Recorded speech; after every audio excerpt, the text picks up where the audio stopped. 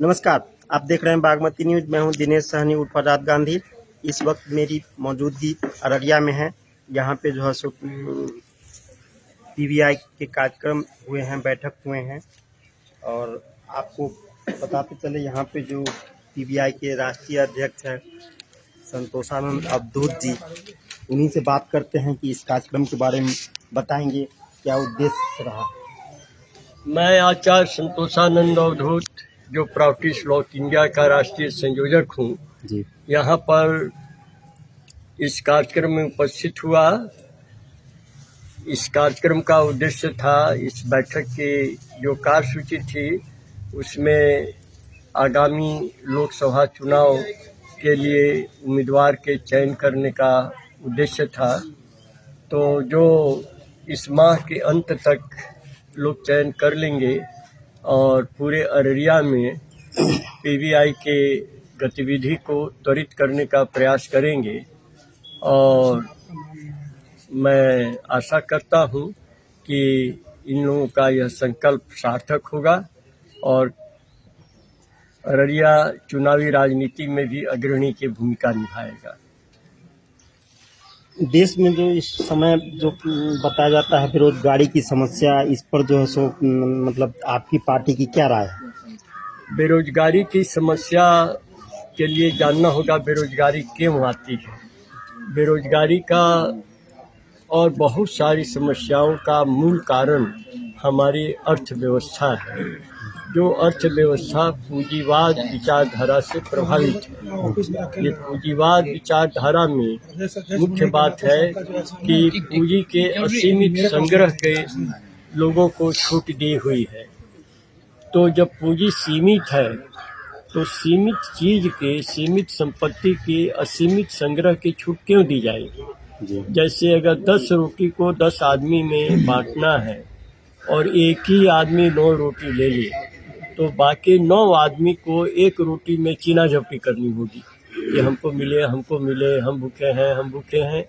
तो आज यही स्थिति है। कुछ समय पहले मैं देखा था, शायद 2 साल 3 साल पहले, कि भारतवर्ष के 62 लोगों के पास इस देश के आधी जनसंख्या से अधिक संपत्ति है, 62 लोगों के पास। और हाल में कोई बोल रहा था कि अब वो 62 की संख्या 30-35 पर आ गई। माने अब जिस देश में 30 व्यक्ति आधी जनसंख्या से संपत्ति रखते हों, तो कैसे लोगों में बेरोजगारी या महंगाई या भूखमरी खत्म हो सकती है। इसीलिए जो पूंजीवाद है उस पर चोट करना जरूरी है।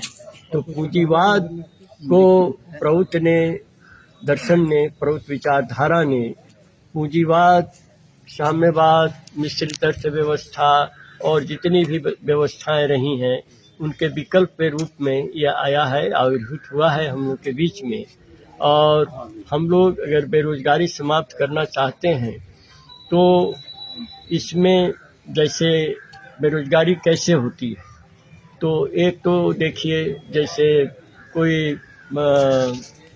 एक कारण, बहुत से कारण है। एक कारण है कि पूंजीवाद के कारण कि जैसे कोई मशीन पर 2 कारीगर काम करते हैं और एक ऐसी मशीन आ गई टेक्नोलॉजी के आविष्कार से जो एक कारीगर से ही काम चल जाता है। तो एक कारीगर को वो उद्योगपति हटा देता है कि देखता है कि इससे पैसा बच जाएगा, उसको जो भी टीएडीए वगैरह देना, मेडिकल अलाउंस देना, उसको तनख्वाह देना, बाद में ग्रेच्युटी देना, ये सब चीज़ का कोई झमेला नहीं रहेगा और हमारा टर्नओवर बढ़ जाएगा।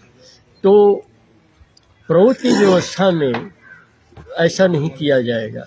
अगर 2 आदमी उस पर काम करता है मशीन पर और एक आदमी सही हो जाता है तो उनके काम के घंटे आधे कर दिए जाएंगे। पहले 8 घंटा काम करते थे तो अब 4 घंटा एक आदमी करेगा, 4 घंटा दूसरा आदमी करेगा। बेरोजगार नहीं होगा, छटनी नहीं होगी किसी की। और चूंकि उस मशीन का टर्नओवर उतना ही है तो इसलिए उद्योगपति को कोई नुकसान नहीं हो रहा है। लेकिन यह जो हवस है, यह जो लालच है कि और अधिक से अधिक धन है, और अधिक से अधिक धन है, अरे क्या करोगे धन का? तो ये जो धन का जो संग्रह है, कॉन्सेंट्रेशन ऑफ वेल्थ, एक मूल कारण है इसके लिए हमें पूंजीवादी व्यवस्था समाप्त करनी होगी। प्रौढ़ की व्यवस्था लाने से ये बेरोजगारी की समस्या बिल्कुल खत्म हो जाएगी। माने पूंजीवाद में क्या है कि आदमी काम को खोजता है, प्रौढ़ की व्यवस्था में काम आदमी को खोजेगा, ऐसी व्यवस्था हो जाएगी। एक आदमी इतना काम है कि आदमी चाहिए, कोई बेरोजगार नहीं रहेगा, समझे ना। केवल व्यवस्था बदलने की जरूरत है और इसलिए प्रौढ़ इसमें सफल होगा। मैंने जहाँ तक देखा है, प्रौढ़ के लोगों को अध्ययन किया है, इसमें समाजवाद और सनातन का जो है सो मिश्रण है, ये मेरा अपना विचार है।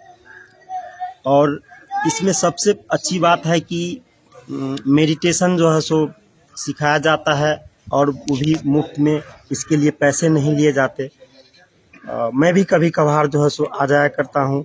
और ये वो व्यक्ति है जिन्होंने इमरजेंसी का भी दौर देखा है, झेला है, तो इनसे बहुत कुछ समाज को सीखने को मिलेगा। आप क्या सोचते हैं कमेंट करके ज़रूर बताएं। जय हिंद।